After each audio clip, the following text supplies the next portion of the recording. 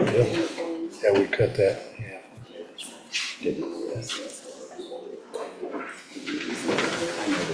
You all set, Ryan? We're set. Call this meeting to order, please. Call the roll. Rogers. Here. White. Here. Wellman. Brown. Here. Ewing. Godwin. Here. Norris. Here. All right, let's stand for the pledge.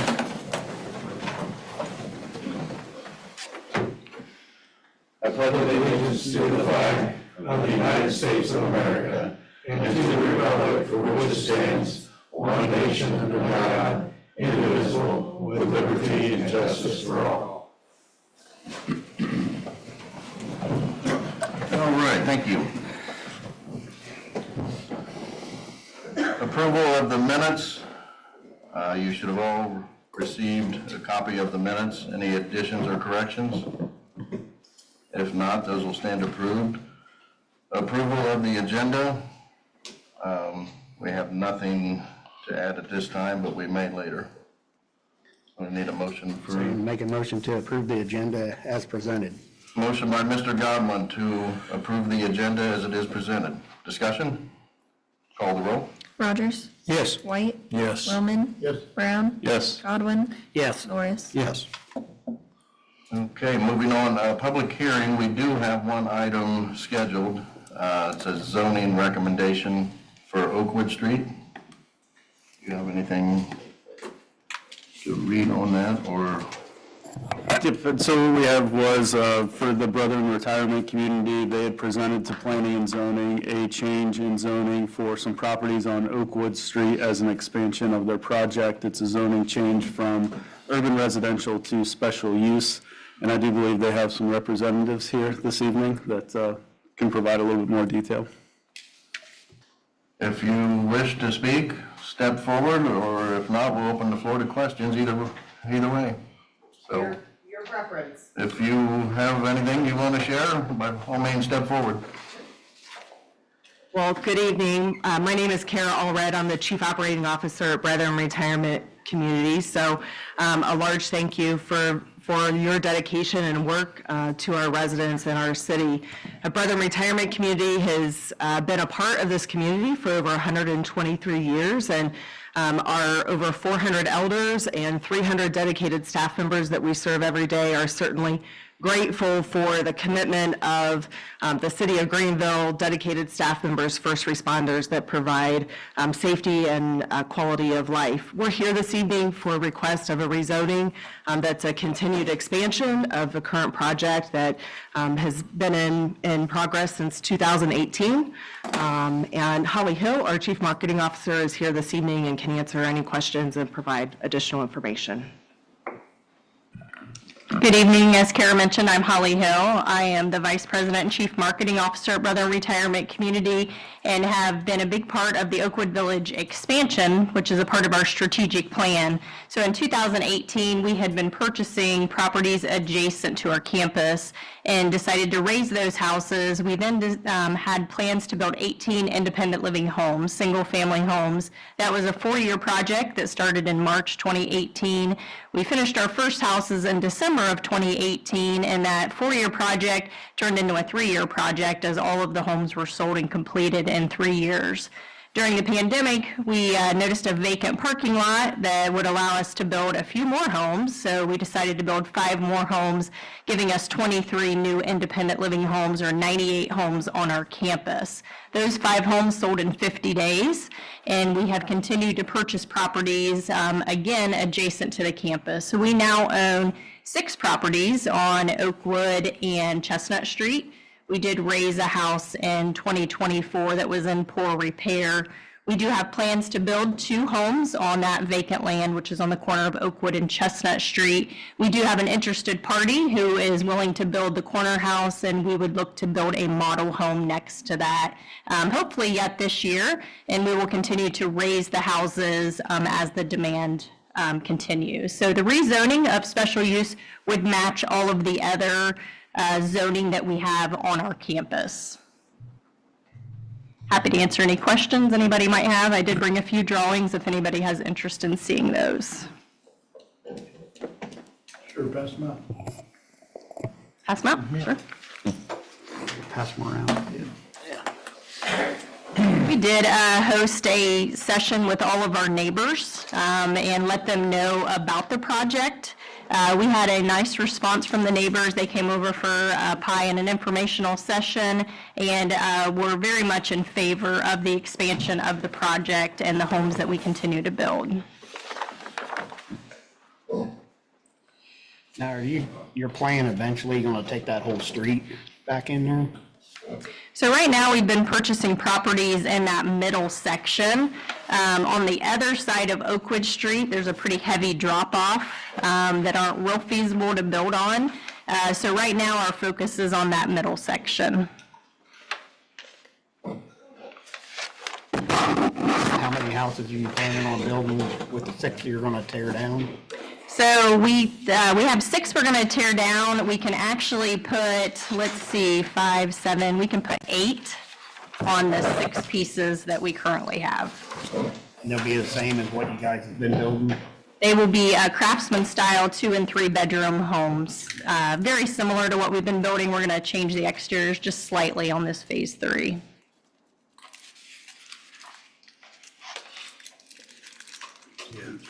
Have you done any plans of Baroque doing anything up there?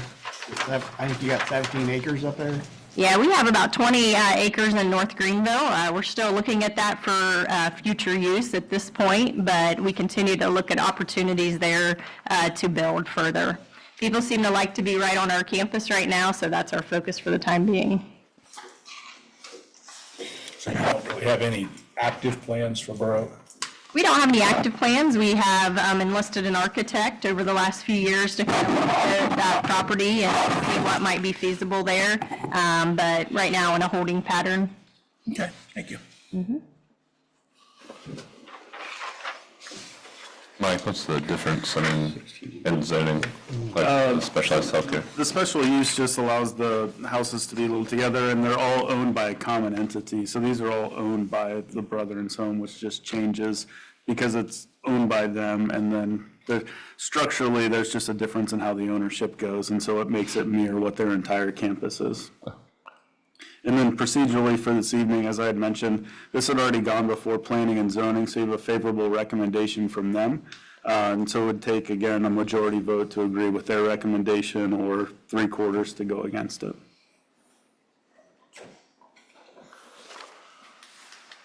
Okay. Any other questions at this time? So, do we need to take a vote now then for? I have one other question. Do you have the majority of these sold yet, or are you trying, obviously not a pen on paper because you're waiting on it to be rezoned, but. Yeah, we do. Of the 98 homes that we have, all currently have contracts on those. We do have an active waiting list and an active waiting list for Oakwood Village in particular. So right now, we are just building as they sell. So the plan would be to build 2 in 2025 as long as the interest continues that we currently have, and then to continue to raise as the interest is there and build as they're sold. Oh, thank you. Good. Council President, I make a motion to accept the planning and zoning recommendation. Motion by Mr. Wellman to accept the planning and zoning recommendation. Discussion? Call the roll? Rogers? Yes. White? Yes. Spelman? Yes. Brown? Yes. Godwin? Yes. Norris? Yes. Okay, that passes, so we do have legislation prepared, correct? That is correct. And so if you would want, you could amend the agenda at this time and add the 15th piece of legislation, which would adopt the zoning change. Make a motion to amend the agenda, to add that. Motion by Mr. Godwin to amend the agenda and add, is that a resolution? Oh, it's an ordinance. Okay, add that to, and we'll make that number 15. Discussion? Call the roll? Rogers? Yes. White? Yes. Spelman? Yes. Brown? Yes. Godwin? Yes. Norris? Yes. Okay, thank you. Moving on with public hearing then, we'll open the floor to anyone else wishing to address council. Step forward. Hello, I'm Shane Applegate. I live at 923 East Main, and nothing I'm not related with the Brother's Home, but they gave me a job years ago. When I was a youngster, I thought I would throw that out there, and my uncle also lived at their community, and he was nothing but happy. And if somebody that lives in this community, I couldn't see any better, nicer, quieter neighbors than people at the Brother's Home. As a resident of this town, they let me fish out there, so you can't say anything negative about that. So anyways, but the reason why I am here, I've had a problem for 3 years with nonstop barking dogs, and I am an extreme animal lover. And I know we're not comparing apples to oranges here, but if I live out in the country on one of my farms where my neighbor is far, far away, agriculture has recommendations for animals. Per se, a horse needs 1 to 2 acres of land, okay? Beef cattle, they need about 2 acres per cattle. If you had goats, you can put 6 to 8 goats on an acre of land. Okay, sheep, same thing, 6 to 8. Pigs, 12 to 14. Chickens, if they're in a chicken tractor, you can put 500 of them on an acre of land. Okay, the property next door to me is 0.199. That's less than 2/10 of an acre. So I had to finally call the police and stand my ground with the police that something needed to be done. After 3 years, I can't deal with this anymore, and they tell me it's a dog warden problem. I go to the dog warden tells me that he works for the county, he is to assist the police officers, and everybody's been extremely nice, this whole thing, and I don't want to waste everybody's time, but when I find out that the county has issued 18 dog licenses to a property, and the amount of manure and feces that I have to put up with next to my property is ridiculous. So there's other counties that have ordinances. I printed one out here for you. It is from Grove City, Ohio, and it is on the amount of animals that can be kept on a property. So, I mean, from what I've heard from the police department, I went and met with the police department, and I talked to them, and they said there's really no amount of animals that you can have. If I'm on a farm legally, I have to have so much land to keep my animals. But in the city of Greenville, if I want to go adopt 500 dogs and move in next to any one of you, I'm legally allowed to do that, and there's not a thing anybody can do about it at this point. So, I don't know, but I'm here for some help, for some sanity and normal, decent living in this town. On top of everything else, I find out they're running a nonprofit with 3 other ladies from the address. Then the dog warden informs me there's 2 addresses on that property, and the 18 dog licenses are only at the front address. So I just don't know what to do beyond this point. You know, and it's not, this shouldn't be a police matter, barking dogs. I mean, we shouldn't be wasting resources sending police officers for barking dog calls. And, you know, I should be able to have some type of sanity at my residence. On top of everything else, these are nuisance animals that are being rehomed. My neighbor has been bitten. One of the animals was destroyed because a child was mauled. Literally after I had this issue with the police, the same evening, my neighbors behind me that have a 2-year-old and a 4-year-old, he had to run out in front of a bulldog mix and stop it. So I'm at the point where, I mean, I know these animals are dangerous, and my neighbors in front of me is the Greenville City Park. My neighbors behind me is the Emmett B. Smith Park. So we are rehoming multiple problem nuisance animals in the middle of our city park. So I sent, Mr. Brown did respond to my email. I sent him an email. I also emailed Mr. Rogers, Mr. White, and Mr. Williams on the 28th. So you guys should have received my email. Mr. Brown was the only one that replied. I did receive it. So, yeah. So do we have anything from us? And that's what I'm dealing with. And I tried to keep my property nice. I bought a property that was on the, going downhill here in Greenville that didn't look the nicest, and I tried to maintain it and keep it looking decent. And what I'm living next door to, it's just, I mean, every day the ones that go out in the front, And after I called, the police officer told me she was keeping 6 dogs. The dog warden told me she took 2 more Chihuahuas from out there.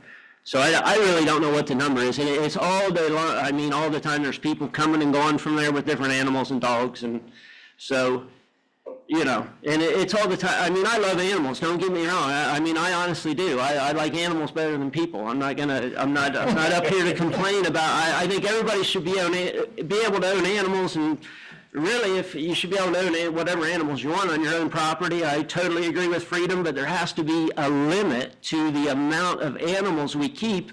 This property that is less than 2/10 of an acre, mind you, there's an 1,100 square foot structure. There's another structure that's almost 1,000 square foot in the back. There's a double driveway in the back, a driveway in the front. So the fenced-in area that we're talking about is way smaller than what you have fenced in here for you, for 18 dogs to run around in. It's just, I mean, and they're not there all the time. You know, I can't keep track of what's coming and going. It's just, so I'm just up here asking for some help before you all end up in the same situation with me. What is the address of where the dogs are? The front address is 915, the back is 917. What's the road? And East the Main. police officer that responded the last time, they just finally gave them a warning, and he told me that they had nothing on record. There'd been nothing issued, but I have called, I don't know, it's been dozens of times over the 3 years when, you know, when you can't hear your own television inside your house at 10:30 at night over dogs, there's a problem. So, I mean, we can't even have our windows open. So, I don't know what to say. They have the lady that has it, she has been stellar since the police warned her she was going to get a citation, but I think you guys need to take it a step farther, and there has to be a limit to the amount of animals people can keep on a property in the city of Greenville. Especially for the neighbor's safety, and for, like, I've had to send the health department over there because the first time I asked her if she would clean up her dog feces, she raked it to the edge of the chain link fence, and it was about 1.5 feet deep, and left it there for spite. So this is the type of things I'm dealing with. So I had to stack my firewood high enough this summer so the dogs couldn't see me, so I could even go out in my backyard without them going nuts. And the neighbors on the other side of me, they also have dogs, maybe 5 to 8. They're stellar dog owners. They walk them every day. But their dogs are outside and they're quiet.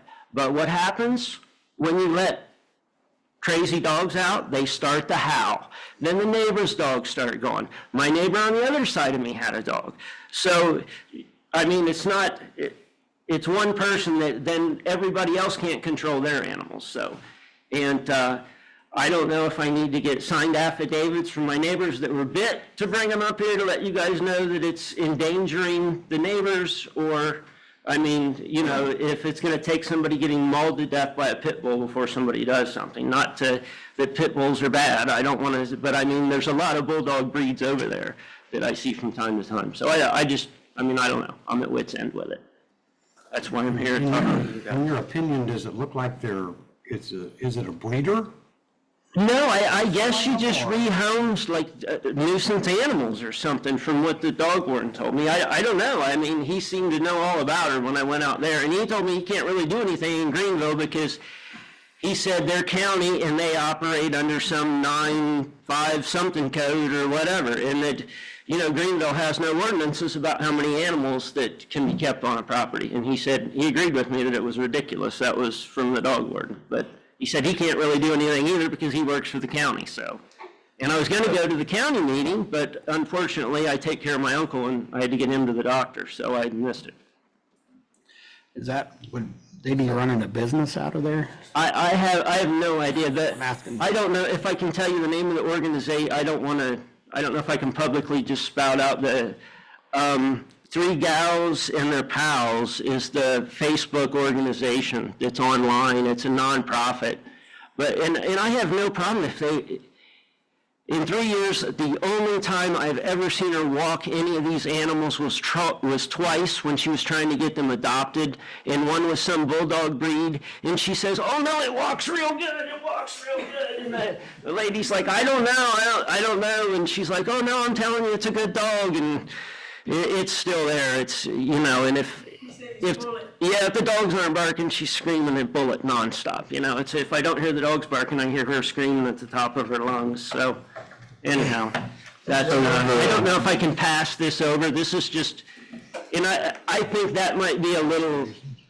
I think people should probably be able to have a little more animals than what this ordinance here says from Grove City. I don't, but. So does the county have, the dog warden, does he have jurisdiction in the Yes. city limits? Yeah, we are in the county. And so we don't have a specific ordinance that limits the number of animals. We can certainly look into that. Historically, when there have been problems, we still have a general nuisance ordinance that says that you can't, offend your neighbor's sound, smell, that kind of thing. It's got to stay within your property. And so I think historically, when we've had major issues, they've just enforced the general nuisance ordinance. But I'm not opposed to looking at something specific to this. Part of it then tends to become an enforcement issue. I think we've talked to the county, because the county does issue all the dog license. That's not through us. And so we had kind of asked, if we do something like this, will you stop at 5 or whatever we set our number at? And they kind of indicated that it's for us to police. But again, that's not a reason not to do it, but just things that we would have to work through in the future. And then picking a reasonable number, as Mr. Applegate had indicated. You got a neighbor that's got 8 good dogs, and so is the number 9 so that we don't make that neighbor get rid of some, or what is a reasonable number? So I'm happy to look into it if council would like, and then we can come up with a recommendation. Is there anything from a zoning perspective, like with a kennel or, a kennel business or anything? To the extent that it's a business, if it's, and I'm not sure there on East Main, is it? Business. It's zone general business. Okay. Yeah, it all is, all the way through there. And so there may be still some things about what we could do. And the issue that you tend to run into is whether or not it's an official business or if it's a lady with her hobby that's Right. just, Rehoming dogs or whatever. right. But certainly. My neighborhood's unique. I'm between the creek and CVS there. Yeah, so. Yeah, but we certainly understand your frustration, so let me look into what we can do and get on the books ordinance-wise, and then there'll be discussion with you about, with all of these things, you make a change if you set a hard number, just making sure that we look at the ramifications, and maybe we do it more like the farm animals are done on an acreage or based upon square footage of yard or something like that, but, I'm familiar with Grove City and other municipalities that have these kind of ordinances, so there is precedent to have them in place if that's what we want to do. Okay. I think we definitely need to look at it. Okay. Yep. All right. And does anybody want the ag department's recommended? You want the thing on animals? I mean, I know there's no dogs on here, obviously, but I didn't know if anybody wanted that or not. I can pass it over if you want it. Yeah, I don't think we need that portion, All right. so Yeah, I just thought it was interesting to use for comparison, that was all. Yeah, yeah. She's got those dogs. Yeah, and I've tried to be nice with her, and she uses them for the same dog that I'm telling you that bit someone. She got into it with a school kid, and last year, how it worked out was every day when that school kid would come home, she would be out there with this vicious dog in front of her house on the sidewalk to run him out into traffic on East Main. So that's what, I love animals, but sometimes just seen too much. There's gotta become a stop to it before somebody gets hurt. thank you for coming up. Thank you. And we don't need to waste his time with the dogs. Oh, we don't mind. He loves dogs. Anyone else wishing to address council?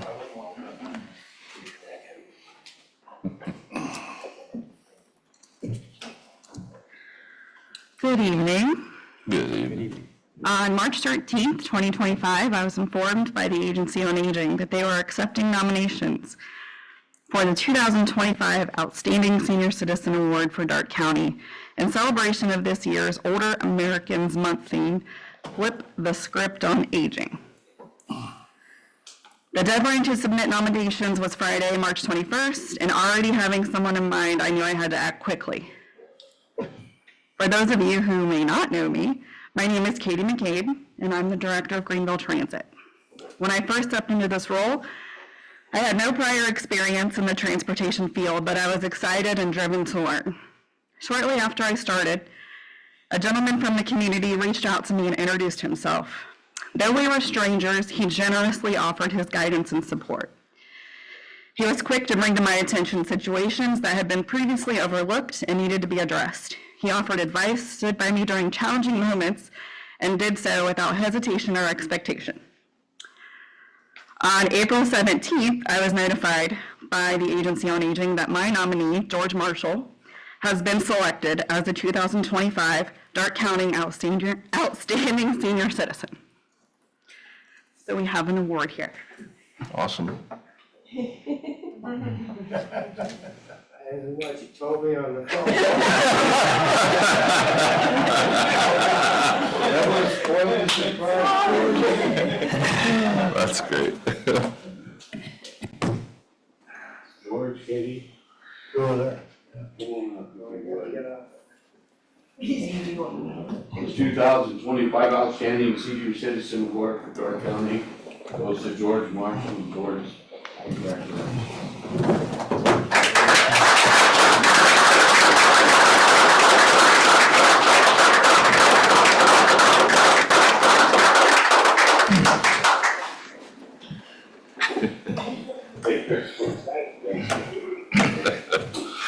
Don't get old. Too late. Congratulations. Congratulations, George.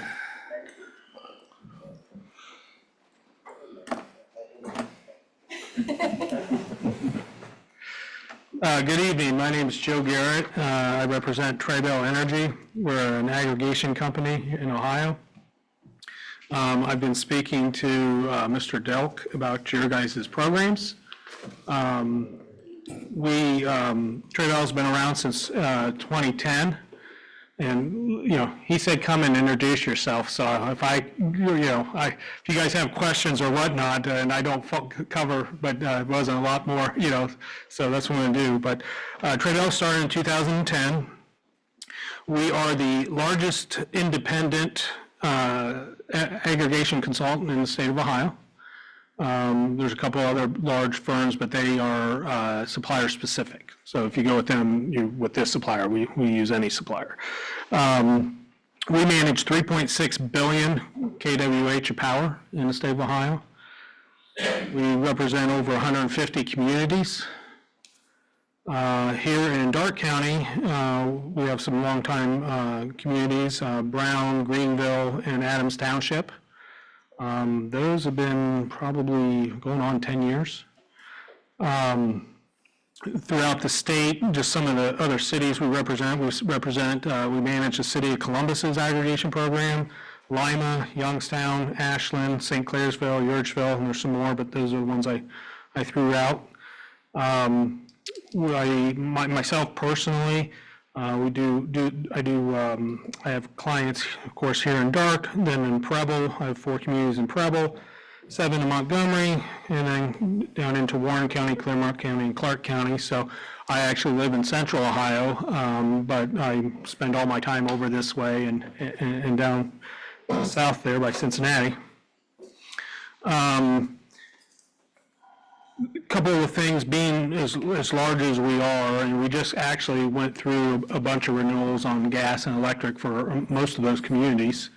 And there are some benefits, and most people think, well, it's a price thing, right? And that's not, that's sort of true, but one of the bigger benefits that nobody speaks about and that we leverage are things in supplier contracts. So there's things we do and don't let into contracts to put safeguards in to protect your residents. One of them, for instance, is in our contracts, and I don't believe from my knowledge, other consultants don't do this, but we put in that if there's errors on the supplier's side where they pull somebody out of something they were already in accidentally, or somebody that was supposed to be in the program that didn't get into the program, and there's a financial loss there, we require the suppliers to make those people whole. And it's part of what we write into the contracts that they have to sign for us to send business to them. And that's just one of many. I'm not going to give them all. But those are some of the things that we do. Traybell is, the status quo has never been good enough. And you see a lot of that, right? And we try to avoid that. We have a much larger parent company that does business in California, Texas, Chicago. We have another company that is associated with that does a lot of industrial. That brings some benefits because like we have our own buyers on staff. We have our own market trackers on staff. So we're not just taking from a supplier, oh, here's what's going to happen, or here, we know ahead of time. We have guys tracking the market because it is commodity trading. And that's beneficial to say, here's why we're going to do what we're going to do. And a lot of times it's before anybody knows what's going on. Most people are not aware that there's a fairly large price increase going into effect June 1st. We've known that for a year. Our clients knew about it before the end of last year because we let them know. So it's things like that, making sure that the communities are educated and not just, hey, it's up, sign up again. That's not really how we operate. I think that kind of covers who we are. We do have some unique things that are on the docket for this year that I'm excited about, but it's too early to speak about. But it's again goes towards that status quo. How do you make it better? How do you serve people better? What can you do better? And there's a couple that are coming that I'm excited about. And when those come, hopefully we'd love to have the city here. I personally like Dart County. I am an elected official where I'm from. So one of the things that I think I've brought to the table for most of my clients over the years is an understanding, which I think is unique, that when you're an elected official, you understand the things that affect residents. And as a public official, how there's certain things you just don't want to do because it creates confusion. Or you can develop doubt in residents. So you have to be cognizant of those, right? You have to pay attention to those because I think it affects the effectiveness of leadership is dependent on trust of the community. And I don't think a lot of consultants take that into account. And I do. And there's been many times over the years, and that's one of the strengths, and I think one of the reasons they like to keep me around is I said, no, we can't do that. Well, why? That's not a big deal. But that's not going to go over well. Their phones are going to ring off the hook. That doesn't develop, trust within the community. So I think that's one of the things that I bring to the table is, yes, our goal is to do the best for residents that are in the programs that we represent, but also to do the best for the community leaders in those communities, not do things that are maybe better for the bottom line, but not so good for those in leadership positions. And so I think we do a very, very good job of walking that tightrope. So if you guys have questions for me, I don't know the process there, but I appreciate getting the opportunity to speak tonight.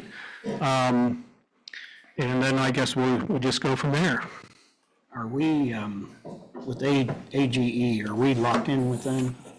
So on the gas side, since we don't have a gas contract, we can opt out of our gas. On the electric, we are, but we have a 120-day opt-out in our contract. So the electric aggregation program we're currently in doesn't expire until December, and then this year, but we could send them 120-day opt-out, and then that would give the opportunity for Traybell or someone else to. What's our electric rate now? 0.718. 0.718? 0.718. 7.18. Have you seen that going down, or is that going to go up in June? It's going to go up. Yeah. There's a capacity, part of generation costs, there's a component called capacity, and that's paid at the generation level. So everybody that buys from a generator, whether you're a utility, a supplier, whoever you are, you pay that as part of the rate.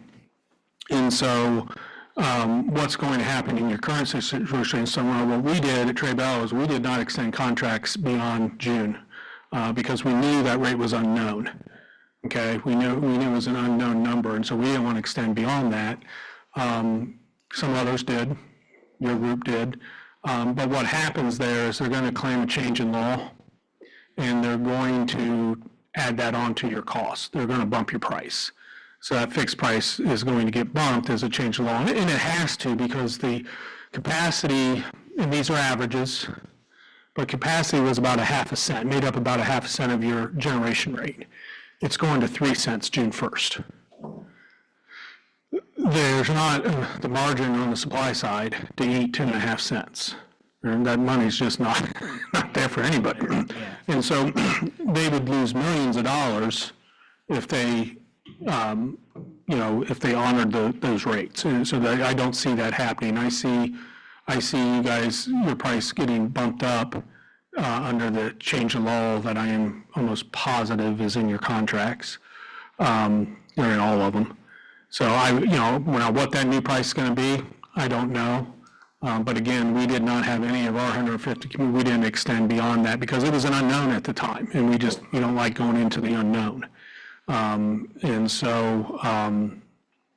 But yes, that's probably what's going to happen. I think we have quite a few of our communities were with other people at one point, and so we've helped them work through, and I've spoke quite a bit with Ryan about, we've provided some documentation for the review on how you get out of those programs. And you have to, give notice and do all those things, but we've provided at least what we've used in the past. Our energy attorney leads at a pretty large law firm. They brought her in to run the energy department. She's very well respected in the energy field. And I said that one time at a trustee meeting, and the fiscal officer said, "Oh yeah, well, what's her name?" Well, unbeknownst to me at that time, the fiscal officer was also the CFO for, at that time, Dayton Power Light, which I didn't know. And so I said her name, and he said, "Oh yeah, she's good." So we have a very strong attorney that, that works with, and if necessary, would work with your counsel. I'm assuming that Mr. Riemann was at counsel based on the comments I heard.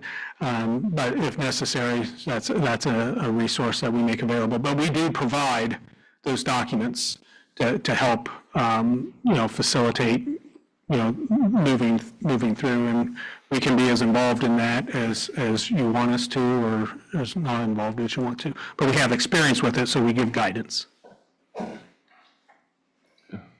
Go ahead. Yeah, the part of the motivation for this, and Ryan can probably speak to it more directly, is frankly, we've just had a lot of issues getting in touch with our current aggregation and their responsiveness. And so with one of it, the prices you mentioned, you don't get a huge difference, but there is a customer service aspect to it. And so it seems like we're probably at the stage that we want to make some kind of change just based upon what we've been dealing with over the last year. To not have an aggregation on the gas side is not something that I like for our citizens. And so it's not for lack of effort on our part. We've just kind of run into a brick wall. And so we're kind of in the process of seeing what options are out there. So aggregation is a competitive field? I mean, there's other aggregators like yourself that compete for the business? Yeah, there's probably, group you use is out of state, but in state, there's probably, there's, probably 8 or 9, 3 of us that are kind of big. A couple of them kind of specialize in different areas, meaning might not be a good fit here, right? Some of them specialize in county-wides. They don't want to come out to your meetings. That's what I do. I travel out to meetings. You can ask. I was recently at the, I love coming out to Dark County. Being from Central Ohio, when I grew up, how you guys are today is how it was when I grew up. It's grown so much. I really enjoy the people here. It's a value set that I see disappearing from where I'm at, so it's always a pleasure to come out here. And so I was recently at the Dark County Township Association meeting Fish Fry, and try to get out to that as much as possible. Trying to get over to the Dark County Fair. We show goats, and they used to have a nice show, but I don't think they're doing it anymore. So the point that I'm making is I kind of get active in the communities. I mean, it's small stuff, right? But for me, it's important. So like if I'm driving over here and after your meeting, I need gas, I don't drive, if you're one of my communities, I go to a gas station in your community. If I'm hungry, I go get something to eat in your community because, you're supporting me, I'm going to support the people here. I mean, it's small, doesn't maybe, but to me, it's a character issue. So, yeah, those are things that, and also good news, like being a fellow elected official, I think all of you will know, actually get a text that I think everybody will like here, looks like issue 2 is passing. So that's a good thing. I was a little worried. So I was on a couple boards speaking about that, but sorry, that's it just popped up and he said, hey, good news, it's passed. Yeah, I was a little nervous, yeah. So anyways, we get involved, like you were speaking Sunday afternoon, I was talking to a trustee out of Licking County on the aggregation program because he called my cell phone. And he said, I'm sorry, but I'm like, if you call my phone and I can answer, I answer. I've talked to people at 10 o'clock at night, talked to them on Saturday, talked to them on Sunday. If I can't answer the phone, I don't answer the phone.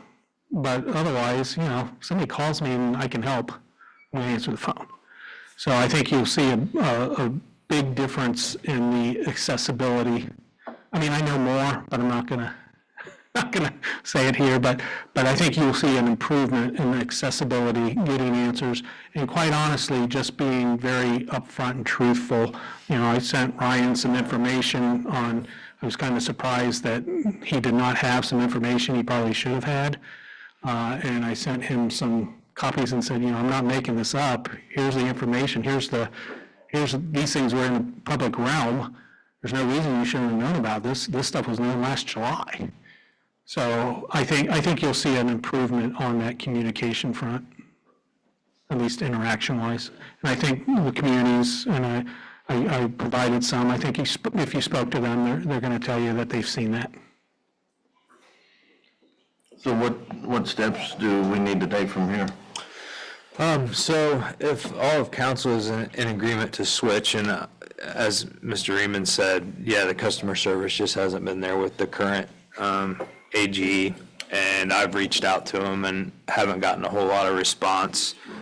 So I've kind of been checking out some different options.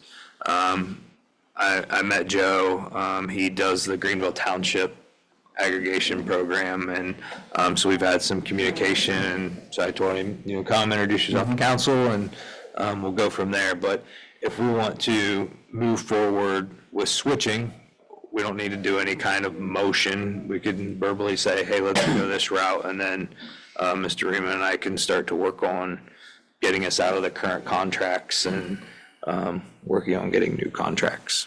I have a question. Yes. You have Greenville Township, right? Yes. What's their current electric rate? It's under 7. It's better than what yours is, but it's going up. I mean, it's going up to over 9. But, AES is going way up too. They haven't announced that.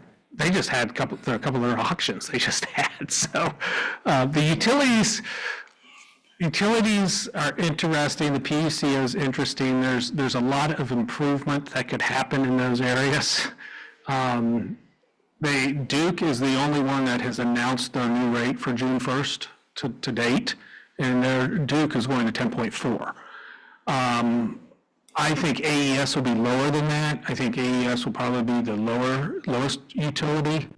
But I would anticipate, you're going to probably see, I'd be surprised, but you're probably going to see, as I read the information, you're committed through December, which we can't interrupt that, nor should we. We can't take over representation of you. But I would be surprised, and I don't know this, but I would be surprised if you don't see your rate, being switched. And I think there's been some correspondence. I don't think it was real clear, but I just don't see how they're not going to be able to add at least 2.5 cents that current rate you're paying starting in June.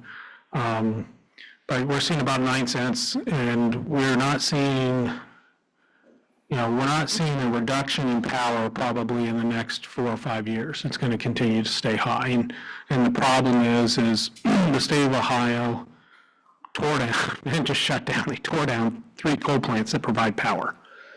And the renewable is not making up the difference. And so what it has done is it's creating a supply-demand problem. And that's having an effect. And it's probably going to continue to have effect. Something will have to be done because the state of Ohio projections for usage, I think through 2030, the growth they're anticipating, we can't produce it today. So something's got to happen. And I think it will. I think it'll be on multiple phased. But when we're talking about rates and programs and what are we doing, I think we're going to see a little bit higher rates continue. And I think we're, but you got to pay attention to that because whenever you have high rates like that, at some point, they might turn around and go back down and it's, kind of like musical chairs. You want to make sure you got a chair. And that's our job is to make sure that we take you through those high periods to try to get you the best, save folks the most we can, but not go so far beyond that when it does turn, that we're still up here and they're down here. So that's part of the thing, and that should be communicated to you guys, ahead of time. It shouldn't just be, hey, sign this. It's time to re-sign. That's not a good way of educating. Do you anticipate this being in the nines somewhere?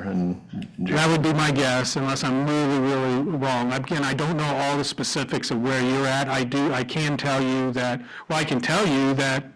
somehow it was a mistake. We don't represent Toledo, but I do have a lot of clients up in Sandusky County, and one of those somehow got the opt-out letter from Toledo. So Toledo just redid theirs, and their rate's 9.75. Now, that's in First Energy. First Energy National is going to be a little bit higher than AP, but most of the AES that we've just renewed for the next 12 months is right in that 9.15 to 9.19 range. There might be some people out there that grabbed an 8.9, but it's, again, some of that's market timing. That's one of the things that we would work on with your group is one of the things we like to do is there's been a lot of changes, because of the volatility. When I started in 2014, we didn't have this volatility. I could get a price, come in, tell you guys the price, and they'd hold it for 10 days. Now they won't hold it for 24 hours because there's such a volatile swing that they're like, listen, we can't, it moved, 20% overnight, we'll lose money. Well, no, we're not going to do that. And so you have to adjust. And one of the things we've done is we've said, if you're playing the market, which, that's what it is, commodity market. If anybody, who really gets this when I go around is farmers. Guys that farm understand this because they're doing the same thing, but in reverse. They're trying to get the highest price for their crops, right? They put them in the silos, price goes up, they load up the semi and in they go. We're just doing the same thing in reverse. So what you have to have is you have to have the ability to act quickly. And so what we do a lot of times with the information and the things we get from you is to say, hey, if at any time the rates go down below this point, let us act. Doesn't mean it will, but if it does, we can take advantage of it. And if you don't do that, what happens is you're waiting until it's renewing, and then you're going out and whatever the market is at that time, that's what you're going to get. That's not the best way to get the best rates. It's just not. What's the length of your contracts? We've done all kinds. Right now, we're doing 3 years. Most people are doing 12 months, and there's a reason why, but we figured out a better mousetrap. Because we know it's going to continue to go up, so we want to lock in longer. So a lot of our communities, I believe, when we get to year 2 and 3, are going to look even better on that spread than just doing 12 months. But the requirements, the PUCO requirements for aggregation on electric, it has to be a minimum of 12 months and maximum of 36. You can go longer, you can go out 5 years. I mean, when they first started, they were doing 9 years. But for that, you have to do an opt-out period. But that's all kind of old language, because when they started, you had termination fees. Trey Bell was actually the first consultant that did a no-termination contract. And then once we started doing that, everybody else followed suit because they knew we were going to clean their clock if they didn't. But we did figure that out. We do have a natural gas solution for you, a pretty good one. and talked to Ryan, we don't always just do fixed. Most of the time we try to, but there's sometimes when the variable makes sense. And on natural gas right now, we're doing a lot of variable, but it's at a guaranteed discount to the utility. But those contracts are written to be able to switch into a fixed if a fixed presents itself as feasible. And gas was down a little bit. It's gone back up a little bit. I think gas is really going to take off as soon as, if the tariffs in the European Union, if the deal's made there, I think we'll see gas go way back up. If the administration gets what they're asking for, so we'll see. So the fact that you guys don't have anything in place right now, sooner the better, because that's just an unknown, right? When that deal gets done, we anticipate gas taking a big bump, because what the administration is asking is for Europe to buy $350 billion worth of natural gas.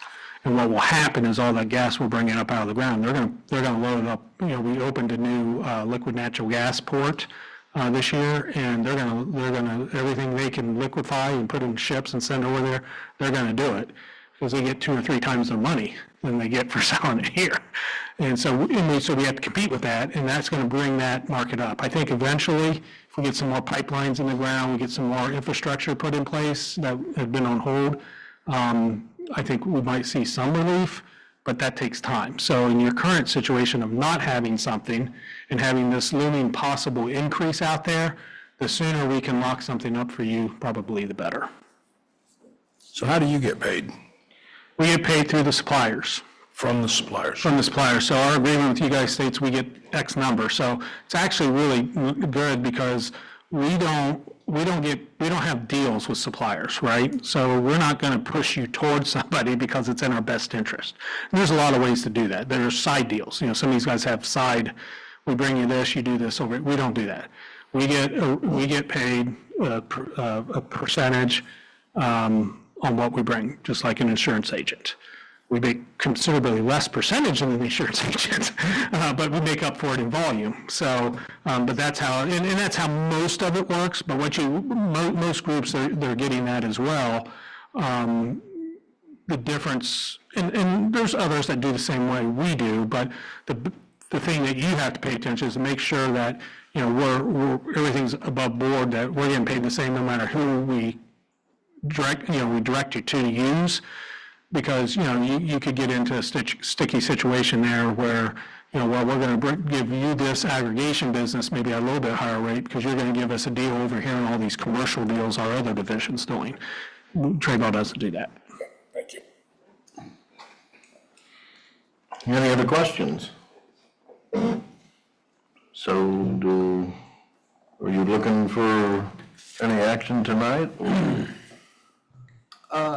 Not only for action, but if council is in agreement, it's time to switch, then I'll start that process.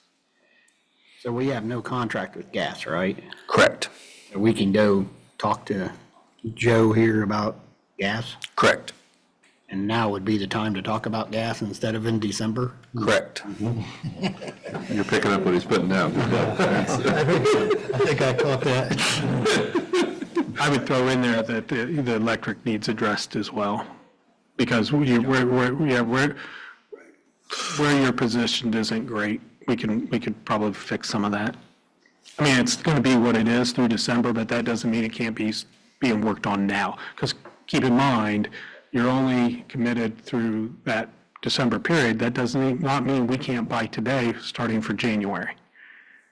That might not be a bad idea.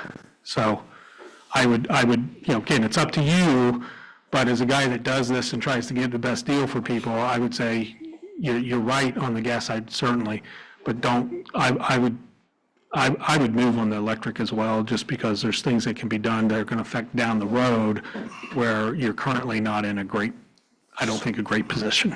So Ryan, basically, the next step, if we want to move forward, is a proposal to review, putting together a proposal to review to make a decision, then whether to execute or not execute. Is that correct? Yep, and then we would have to do legislation to enter into a contract with Trey-Bell or whoever and cancel To do our the current. study?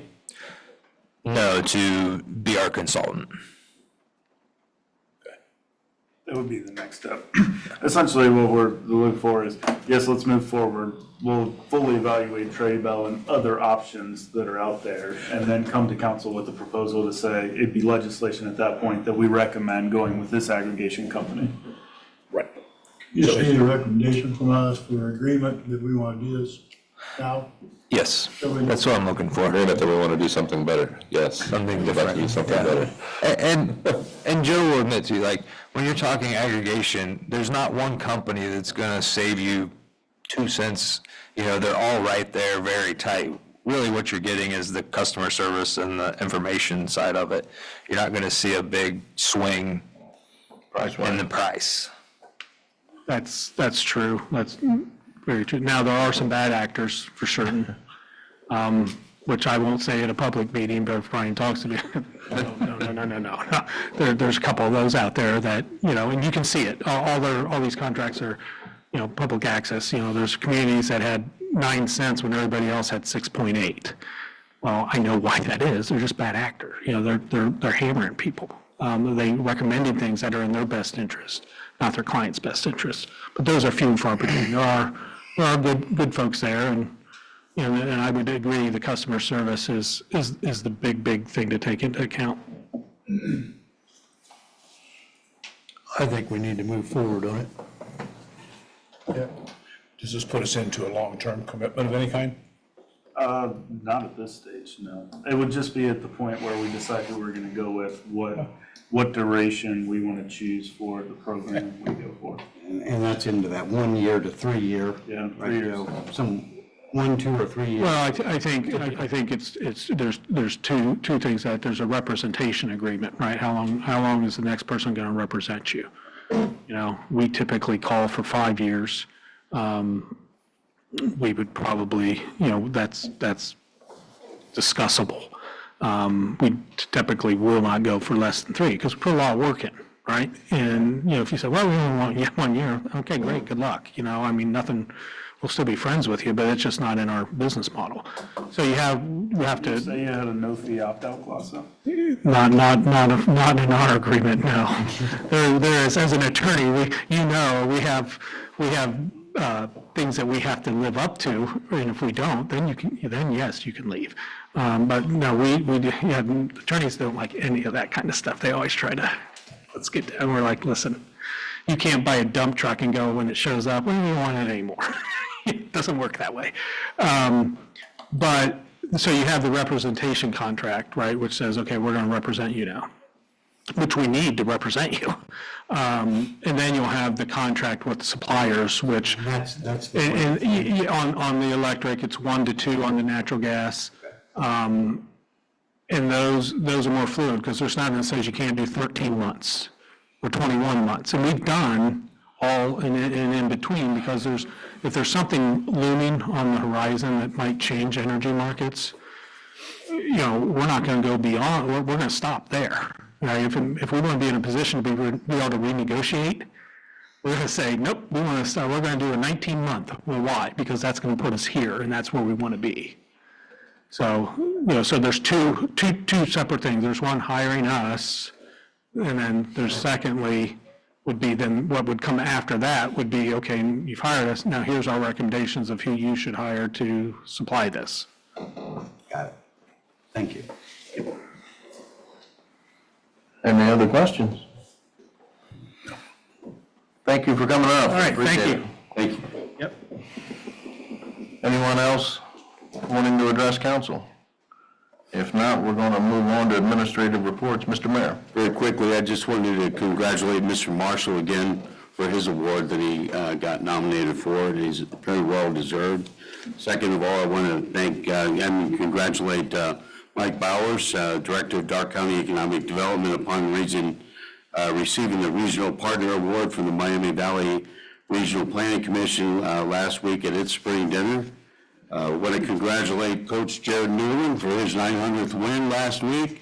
I was there. It was a great game, and very well deserved. He's one of 5 programs in the state to have 900 wins, so very elite company. And last but not least, we would be fooling ourselves if we don't want to mention what happened right at about a year ago, time-wise, our phones went crazy, and we faced something that the city of Greenville's never faced before, and that's a tornado that hit inside the city limits, and we had a lot of people that stepped up and helped neighbors.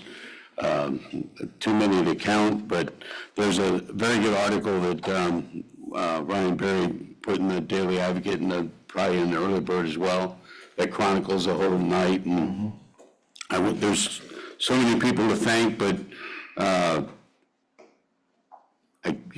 take too much time. So anyway, but I don't want to fail to acknowledge what happened a year ago tonight. It's something that we've never faced, and I think we've checked that off our bucket list. We don't want it anymore. So with that, I pass. All right, thank you. Moving on, Safety Service Director, Mr. Delk. Thank you, Mr. President. A couple updates for this evening. The first, we had a meeting with CenterPoint Energy last week.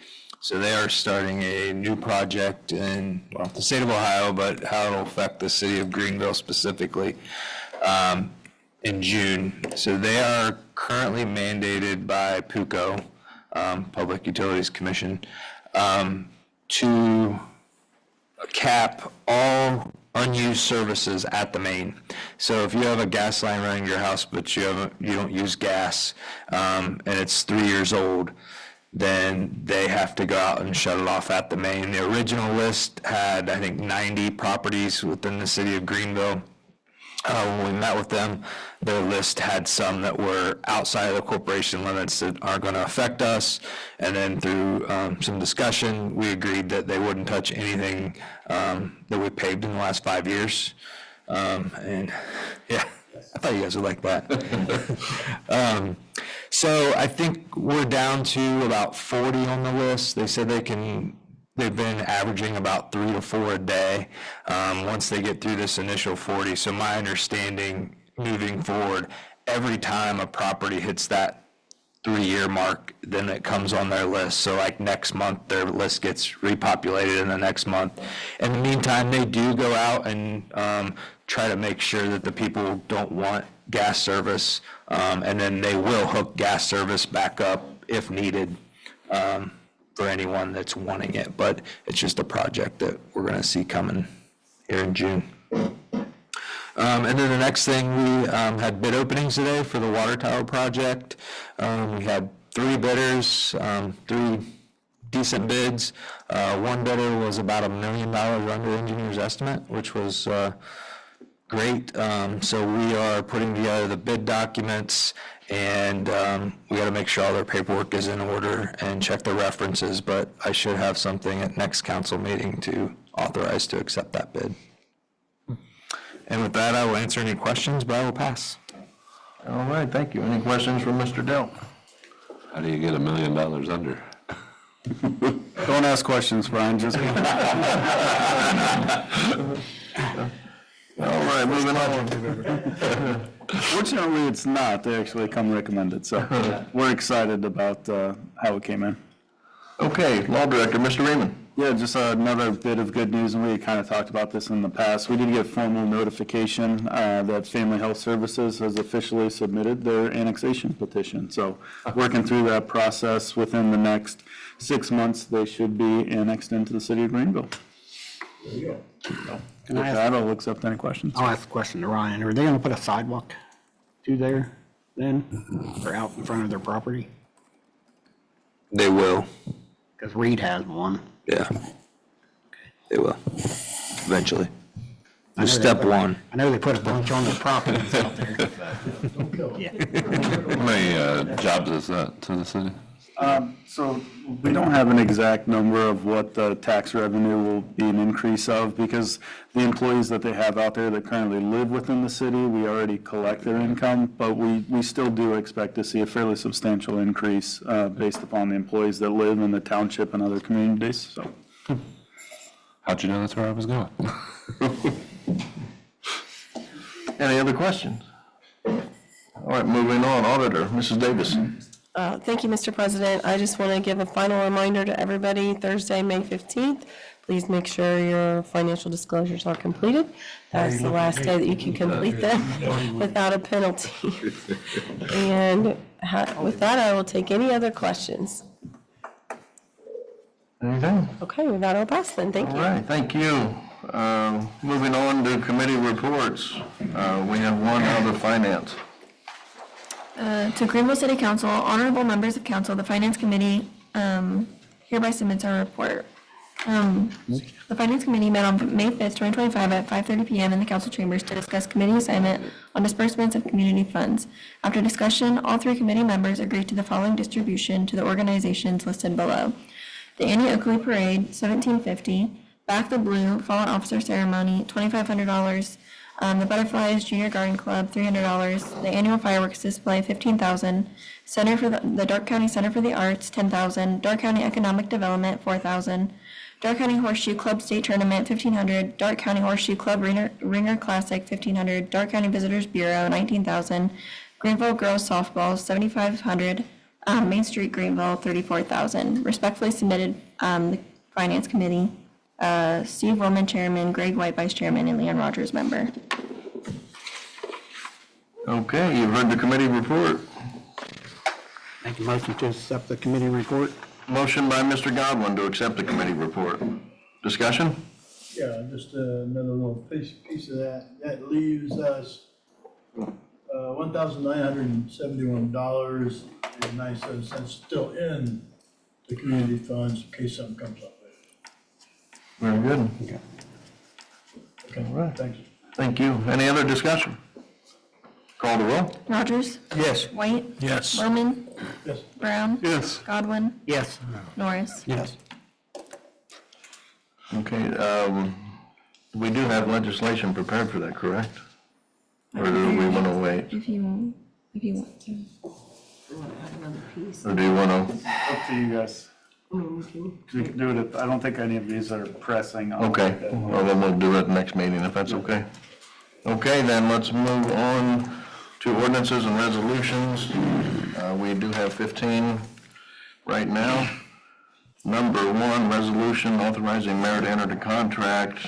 This one has already been given the second reading. First and second reading. A resolution authorizing the mayor to enter into contract with Buckeye Forest at Greenville related to providing transportation services. This resolution authorizes the mayor to enter into contract with Buckeye Forest at Greenville for transportation services.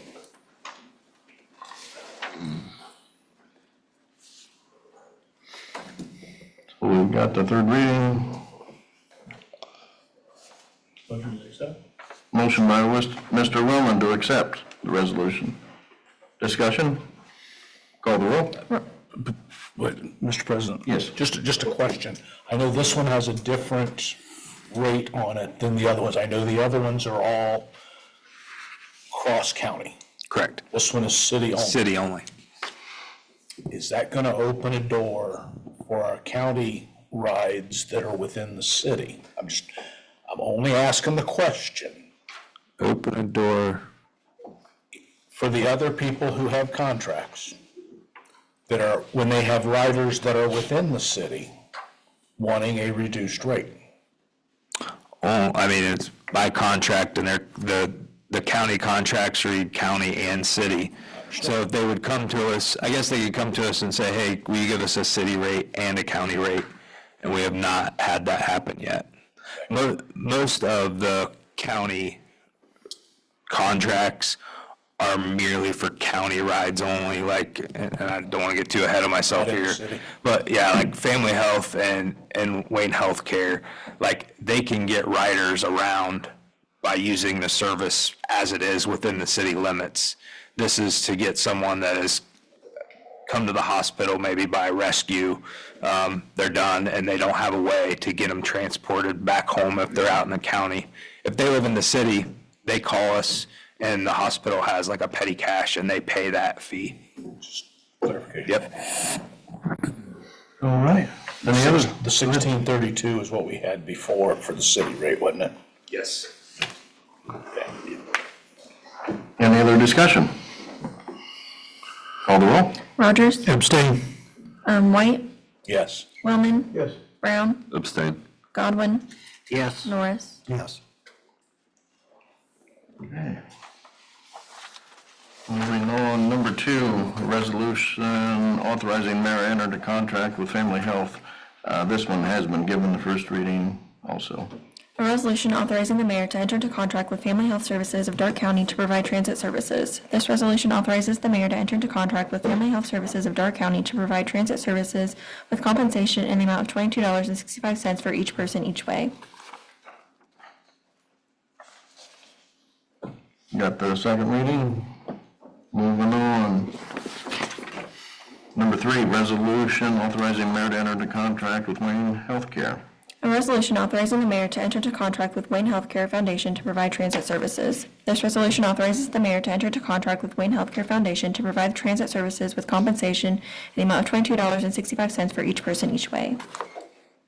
That was the second reading on that one. Moving on, number 4, resolution authorizing mayor to enter into contract with Dark County Job and Family Service.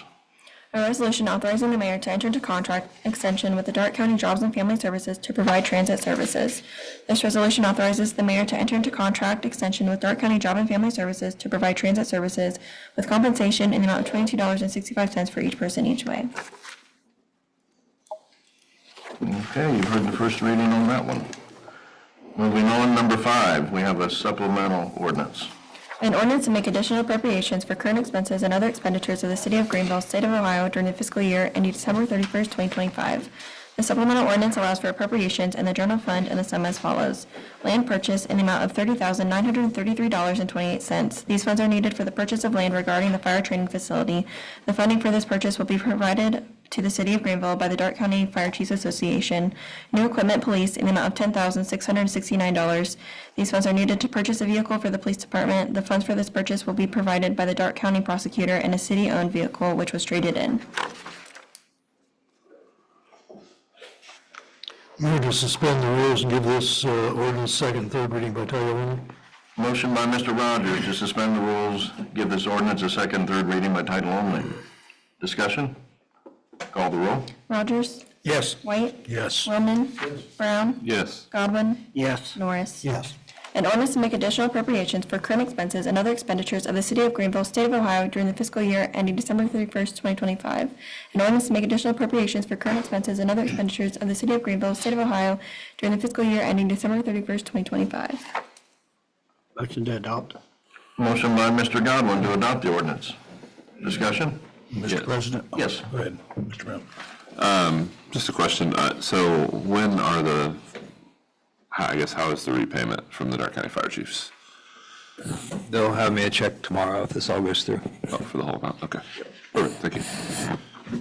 Mr. President, this is just, both of these are just transactional, correct? Correct. There's no impact to anything, just transactional. Correct. Thank you. Any other discussion? Call the roll. Rogers? Yes. White? Yes. Wellman? Yes. Brown? Yes. Godwin? Yes. Norris? Yes. Okay, moving on. Number 6, we have an ordinance to ratify the collective bargaining agreement for the street department. An ordinance ratifying the collective bargaining agreement negotiated between the City of Greenville, Ohio and the Greenville Street Maintenance Association and declaring an emergency. This ordinance ratifies the collective bargaining agreement between the City of Greenville and the Greenville Street Maintenance Association. This ordinance has an emergency clause. Move to suspend the rules, give this ordinance second and third reading by title only. Motion by Mr. Rogers to suspend the rules, give this ordinance a second and third reading by title only. Discussion? Call the roll. Rogers? Yes. White? Yes. Wellman? Yes. Brown? Yes. Godwin? Yes. Norris? Yes.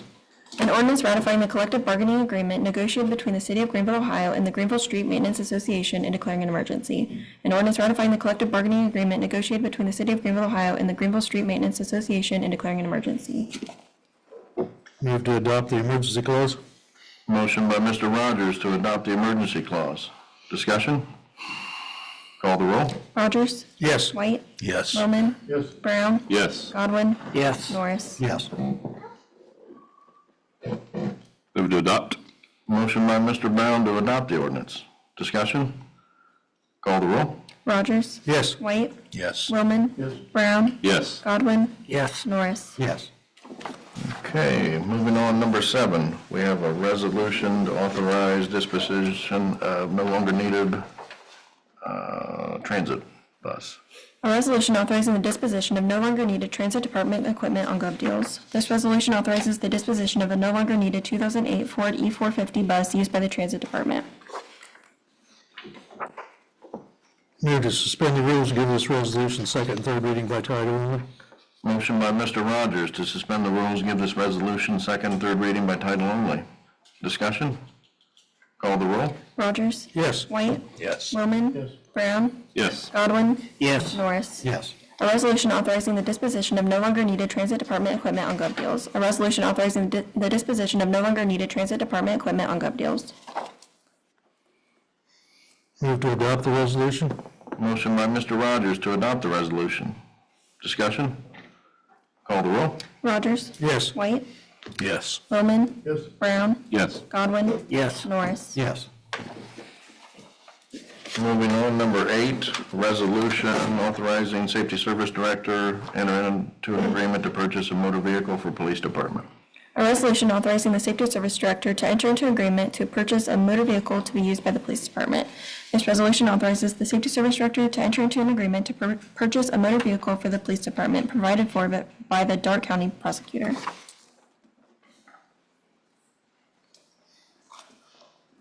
Move to suspend the rules, give this resolution second and third reading by title only. Motion by Mr. Rogers to suspend the rules, give this resolution a second and third reading by title only. Discussion? Call the roll? Rogers? Yes. White? Yes. Wilman? Yes. Brown? Yes. Godwin? Yes. Norris? Yes. A resolution authorizing the safety service director to enter an agreement to purchase a motor vehicle to be used by the police department.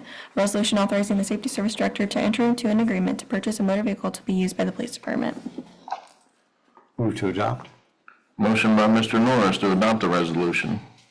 Discussion? Mr. President? Question? Yes. Yep, so maybe I can get in front of it. Yeah, okay. So there are certain things that a police department may use a vehicle for, that we don't necessarily want everybody to know what kind of vehicle we have. That would be this instance, and this vehicle is being completely funded by the Darke County Prosecutor's Office, their Furtherance of Justice Fund. Perfect. Why do they do that? Why did they do that? Yeah, why, I mean, what's in it for the Darke County prosecutors, what I'm trying to. So it comes out of their Furtherance of Justice Fund, and so it essentially reduces crime within the county. And the crimes that they're going after tend to be felony crimes, which they're responsible for prosecuting through the prosecutor's office. So no additional city funds or? None at all. The one thing, we have a vehicle that we currently use for this that we are trading in to get the new one because it's been identified too many times. So, Any other discussion? Call the roll? Rogers? Yes. White? Yes. Wilman? Yes. Brown? yes. Godwin? Yes. Norris? Yes. All right, number 9, we have a resolution authorizing safety service director to enter into contract with DN Tanks. A resolution authorizing the safety service director to enter into contract with DM Tanks LLC for the rendering of concrete water storage tank rehabilitation. This resolution authorizes the safety service director to enter into contract with DM Tanks for the concrete water storage tank rehabilitation in 2025. Make a motion to suspend the rules on this resolution and read it by title only, second, third time. Motion by Mr. Godwin to suspend the rules, give this resolution second and third reading by title only. Discussion? Call the roll?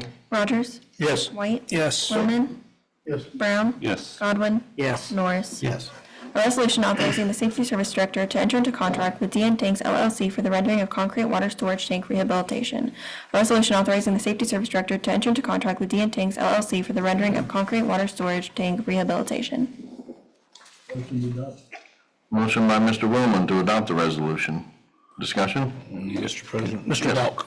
Yes, sir. This is like $567,000 total, Yes, sir. and that is budgeted funds? So we budgeted 450, and then at last council meeting, we did a supplemental for the remainder. So it's all budgeted, not incremental of anything? Correct. And what's it for specifically? So it's the repair, about 6 different tanks out at the water plant, so like clarifier wells, sludge tanks, I'm trying to think what else is on that list. So basically, all the concrete white tanks, the one, like you see the one with the dome and the round ones that you see out at the water plant, those are all tanks that are part of like the pre-treatment process. So like one's like a settling basin, so you pump the water in and then you settle everything out, you add lime. It's part of our treatment process. These were original tanks built in 78 with the plant, and they're starting to fail. Like if you go out and look around them, concrete's popping off the walls and some of them are leaking water. So this is to repair all those tanks.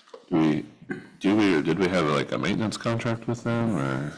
No. Not with that. But they are the original people that put it in. They're the original tank installers, How many years ago? 1978, so 47-ish. Any other discussion? Call the roll. Rogers? Yes. White? Yep. Wellman? Yes. Brown? Yes. Godwin? Yes. Norris? Yes. Okay, moving on, number 10, ordinance to authorize safety service director execute contracts for the property on KitchenAid Way. An ordinance trading real property for the purpose of constructing a fire training facility. This ordinance authorizes the safety service director to execute all contracts to trade the property on KitchenAid Way owned by the city with the property on Jaysville St. John's Road owned by Jeff Serber for the purpose of constructing a fire training facility.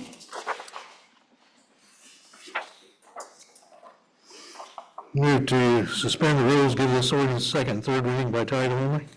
Motion by Mr. Rogers to suspend the rules, give this ordinance a second, third reading by title only. Discussion? Call the roll. Rogers? Yes. White? Yes. Wellman? Yes. Brown? Yes. Godwin? Yes. Norris? Yes. An ordinance trading real property for the purpose of constructing a fire training facility. An ordinance trading real property for the purpose of constructing a fire training facility. Motion to adopt. Motion by Mr. Norris to adopt the ordinance. Discussion? I do. Question? Yes. So I'm gonna go ahead here, the next one. The lease, it's $1,000 a year. Is that a check we're getting tomorrow paid ahead, or is that? Yes. Okay, all right. Thank you. Any other discussion? Call the roll. Rogers? Yes. White? Yes. Wellman? Yes. Brown? Yes. Godwin? Yes. Norris? Yes.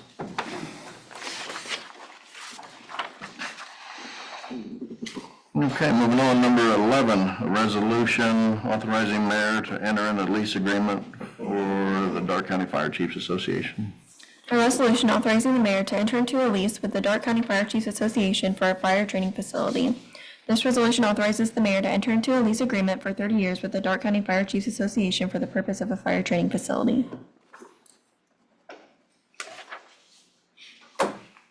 Move to suspend the rules, give this ordinance second, third reading by title only. Motion by Mr. Rogers to suspend the rules, give this resolution second and third reading by title only. Discussion? Call the roll. Rogers? Yes. White? Yes. Wellman? Yes. Brown? Yes. Godwin? Yes. Norris? Yes. A resolution authorizing the mayor to enter into a lease with the Dark County Fire Chiefs Association for a fire training facility. A resolution authorizing the mayor to enter into a lease with the Dark County Fire Chiefs Association for a fire training facility. Motion to adopt the ordinance. Resolution. Motion by Mr. Norris to adopt the resolution. Discussion? Mr. President? Yes. Mr. Reaman, do we take on any liability with this? And so part of the lease agreement says that they will maintain liability insurance on the premises with us named as an additional insured. Okay, so we take on no liability on behalf of the city for this? Nothing that I'm concerned about. Okay, that answers my question, thank you. Can I say that there is no liability? No, but we are protected by, one, not running the facility, two, by being named as an additional insured. It's fine, thank you. Our services too, I forget what we talked about. They're Like- across the street. They're across the street. Fairly easy. Any other discussion? Call the roll. Rogers? Yes. White? Yes. Wellman? Yes. Brown? Yes. Godwin? Yes. Norris? Yes. Number 12, an ordinance authorizing safety service director to participate as a member with other cities on the electric light services. An ordinance expressing the city's intent to negotiate jointly with other cities in the region of a one-price schedule under which electric light services shall be furnished to the residents of the city for the purpose of street lighting. This ordinance authorizes the Safety Service Director to participate as a member of the negotiation committee jointly with other cities on a price schedule under which electric light services shall be furnished to city residents for the purpose of street lighting. Make a motion to suspend the rules on this ordinance and read it by title, second and third time. Motion by Mr. Godwin to suspend the rules, give this ordinance a second, third reading by title only. Discussion? Call the roll. Rogers? Yes. White? Yes. Roman? Yes. Brown? Yep. Godwin? Yes. Norris? Yes. An ordinance expressing the city's intent to negotiate jointly with other cities in the region of a one-price schedule under which electric light services shall be furnished to the residents of the city for the purpose of street lighting. An ordinance expressing the city's intent to negotiate jointly with other cities in the region on a one-price schedule under which electric light services shall be furnished to the residents of the city for the purpose of street lighting. Move to adopt the ordinance. Motion by Mr. Willman to adopt the ordinance. Discussion? Mr. President, Mr. Dell. Yes. sir. In layman's terms, this is something new, right? No. We've never done this before. Nope. Something we've So done. we had a contract in 2015 that's expiring at the end of this year. So Contract, what's that? 10-year 10 contract? year, so they do 10-year contracts, so they're all the street lighting, like the night lighting, throughout the entire city. They're owned by, all the poles are owned by Miami Valley Lighting, which is a business owned by AES.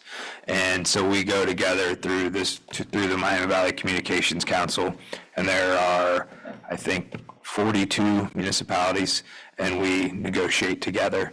So they have a team of negotiators that's on the negotiating committee, and they've already hired legal counsel and an engineering firm to help negotiate the contract. And then they do one large contract for all these municipalities for, So we pay to be a member?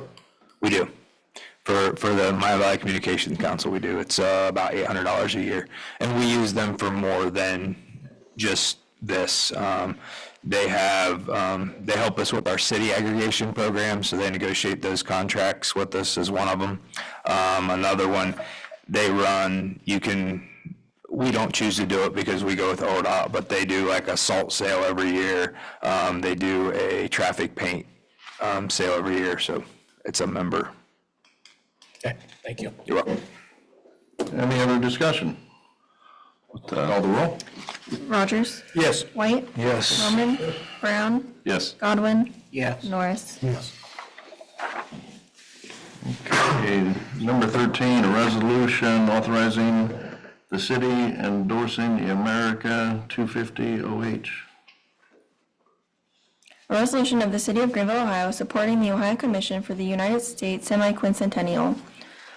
This resolution authorizes that the City of Greenville endorses the America 250-OH in their mission to educate, preserve, innovate, and celebrate every Ohioan in every county for the commemoration of the 250th anniversary of the United States.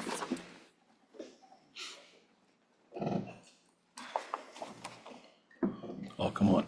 You've heard first reading.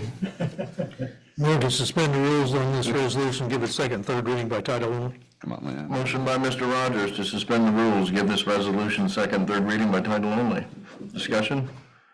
Call the roll. Rogers? Yes. White? Yes. Roman? Yes. Brown? Yes. Godwin? Yes. Norris? Yes. A resolution of the City of Greenville, Ohio, supporting the Ohio Commission for the United States Semi-Quincentennial. A resolution of the City of Greenville, Ohio, supporting the Ohio Commission for the United States Semi-Quincentennial. Move to adopt this resolution. Motion by Mr. Brown to adopt the resolution. Discussion? Mr. President. Yes. In simple words, what does this mean? Mr. Dell, Mr. Freeman? Mr. Mayor, would you like to speak on it? Certainly. Next year is the 250th anniversary of the United States, and we're having a celebration nationwide, and the city's going to participate with the county and the state.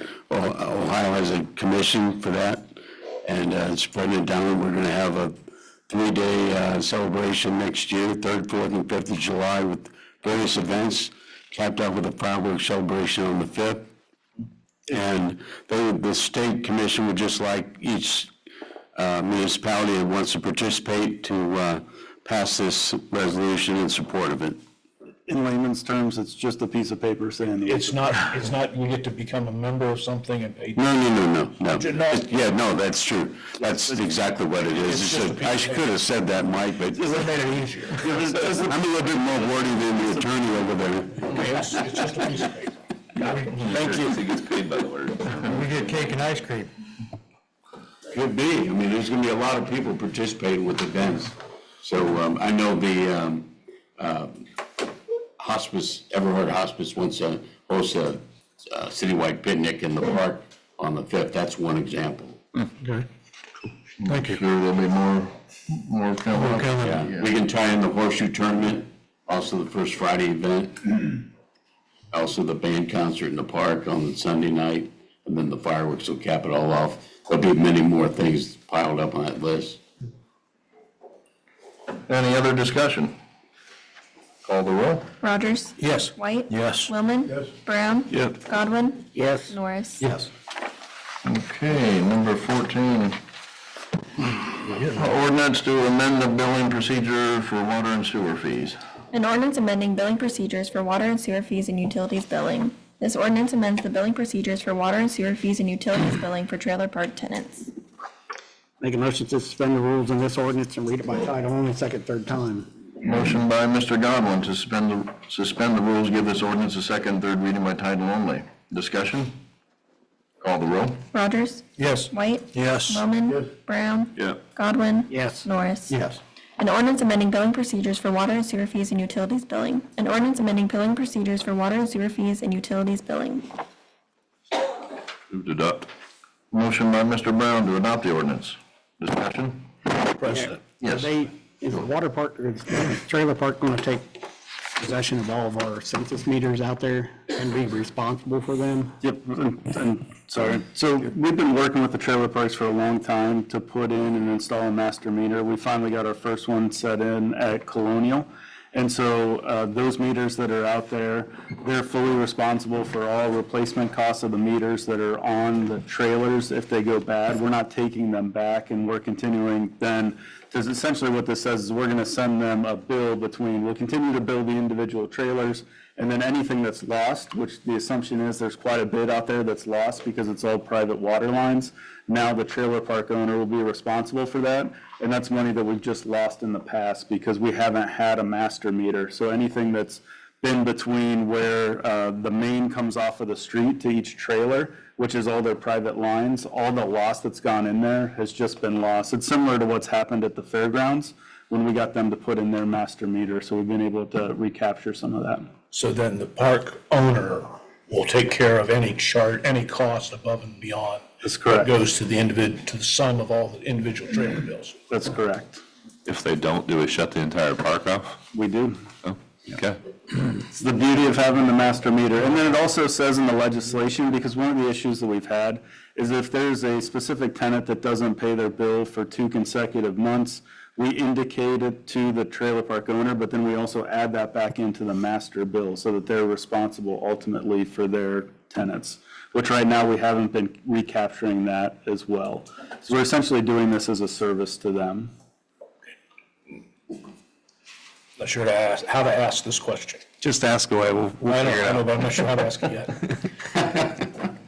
The minimum is 3 units. Is that the same for a trailer as for a home? Yep, residential rate. So if trailers use less than the 3, they still get charged the minimum. If there's loss between the trailers and the master that don't come up to the minimum, is there really a loss? Well, it'll work out in the billing, right? And so potentially, no, if the overall bill from the master meter is $1,000 and the aggregate of all the trailers, even with some loss in there, still gets us to that $1,000 at a master meter rate, then we're still made whole. So if each trailer only used 1 unit. Correct. And there was 100 trailers. Yep, they would all get They billed would for be 30. billed for 3 units, which would be 300 units. Right, but if the master meter still only shows 150. right, then it's gonna net out would zero out what we collected from the units. So we still have loss that, okay, got it. But it's loss that we're made whole on. Yes, there is loss that's going off, but ultimately, we feel like we would be I'm making. not sure the significance of the question, but thanks for the answer. It's a great question. Fair enough. Do they, Thanks, Ryan. they own the master meter Yes. and they're responsible for that? I think it's called a hot box or whatever. They put it in a pit, but it's a master meter and backflow in a pit. Yeah, and I think the legislation said 5/8. That's to keep the billing the same and to maintain the status quo, which was the. What size of line they put in? I think that was a 6. The next one will be 4. Yeah. That's at the one behind Speedway. Yes. Fairview. Yeah. So Bishop. Any other discussion? Call the roll. Rogers? Yes. White? Yes. Willman? Yes. Brown? Yes. Godwin? Yes. Norris? Yes. And then we have the one that we added, number 15. This is about the BRC, the rezoning. An ordinance amending the city zoning map to rezone 229, 239, 245, and 249 Oak Street, and 644 and 614 Chestnut Street. This ordinance amends the zoning map to rezone 229, 239, 245, and 249 Oakwood Street, and 644 and 614 Chestnut Street from urban residential to special use. Move to suspend the rules and give this ordinance second and third reading by title only. Motion by Mr. Rogers to suspend the rules and give this ordinance a second, third reading by title only. Discussion? Call the roll. Rogers? Yes. White? Yes. Willman? Yes. Brown? Yes. Godwin? Yes. Norris? Yes. An ordinance amending the city zoning map to rezone 229, 239, 245, and 249 Oakwood Street, and 644 and 614 Chestnut Street. An ordinance amending the city zoning map to rezone 229, 239, 245, and 249 Oakwood Street, and 644 and 614 Chestnut Street. Move to adopt ordinance. Motion by Mr. Willman to adopt the ordinance. Discussion? Call the roll. Rogers? Yes. White? Yes. Willman? Yes. Brown? Yes. Godwin? Yes. Norris? Yes. Okay, that concludes the ordinances and resolutions for tonight. Moving on to old business. Nothing there, correct? And then we'll move on to new business. To the members of City of Greenville Council, I have reviewed the application for special parking for a handicapped person submitted by Earl Sloan on April 18, 2025. I have inspected the area, reviewed the documentation submitted by the applicant, and met with the applicant in person. It is my recommendation that a handicap parking sign be erected in front of 520 Ash Street. If you have any questions, please feel free to contact me. Respectfully submitted, Chief Benji. And we don't need to take any action. You just do a motion to approve the application. So moved. Who was that, Mr. Brown? Mr. Brown made a motion to accept the approval there. So, discussion? Call the roll. Rogers? Yes. White? Yes. Willman? Yes. Brown? Godwin? Yes. Norris? Yes.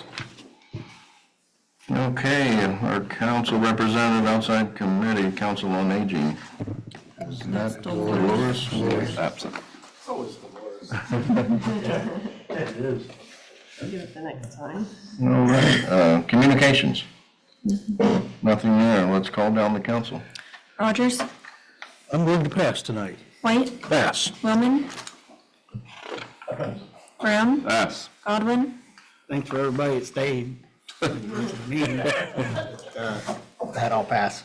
Norris? Yeah, I appreciate all the public comments earlier this evening, including the aggregation representative that was in here. That was very nice of him to come in. Chief Benji, while you're here, I've had several emails, calls, people stopping by my residence trying to address speed and speed zones in the city. It seems to me it's getting a little bit out of hand. And again, that's from the East Main Street, my 4th Ward, up and down Water Street. And again, just sharing it with you, if you can share that with your officers. Some of the social media posts that I've been seeing out there about rolling through stop signs and 35, 40 mile an hour and 25 mile an hour zones. So anyhow, if you could just discuss it with the troops, if you would, please, because again, I've had probably, I'm going to say 8 calls or emails or somebody stopping by the house just in the last. Yeah, I appreciate it. And with that, I'll pass. President Schmidt? I do want to thank everyone for coming up tonight. We had a lot of good conversation. I do appreciate that.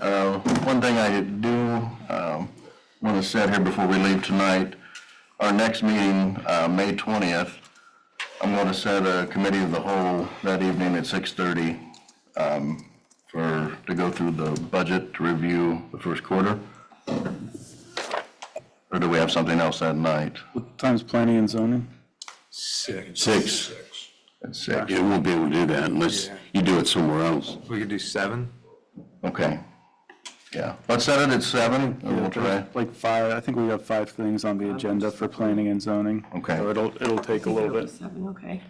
I think we'd be Yeah. okay at 7 if we Yeah. got through it at 7. Okay. If that's good. Yeah. So we'll set that May 20th, 7 p.m. All right. Thank you. With that, I will pass. Motion to adjourn? Motion by Mr. Brown to adjourn. Discussion? Call the roll. Rogers? Yes. White? Yes. Roman? Brown? Yep. Godwin? Yes. Norris? Yes. All right. Thank you.